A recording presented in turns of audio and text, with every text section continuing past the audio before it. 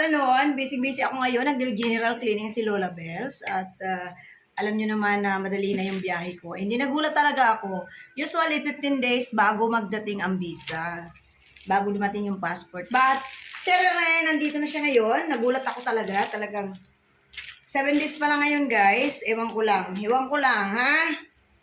Gusto ko kasama ko kayo sa aking ka-excited. Na-excited talaga ako, guys. Kasi alam nyo naman, hindi madali ang kumuha ng visa. So, nandito na tayo. So, ito, naka-LBC ito, guys. Yay! Andito na siya. So, yes. So, tinawagan ko si Mr. pero hindi ako sinagot.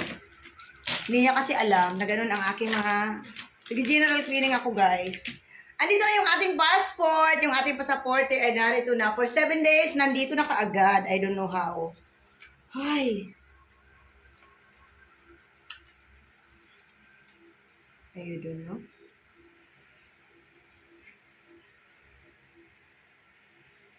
Yung bagong yun.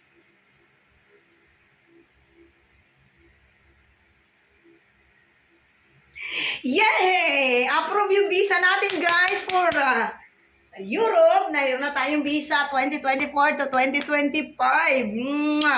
Yung very excited lang ako, guys, kasi very fast na dumating yung aking visa. Hindi ko talaga alam na ganun siya kadali. So, that's why. Yon, the traveling is going, no?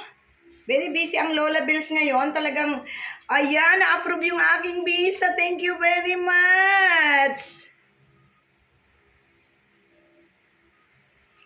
Oh my God, guys. Yon, ang visa ng Lola Bells ay talagang na-approve na sa Europe. So, that's why traveling is going. Okay?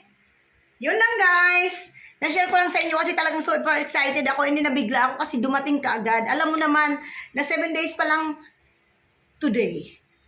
Can you imagine 7 days? Na-approve yung visa ng Lola Bells yun. Bye, guys!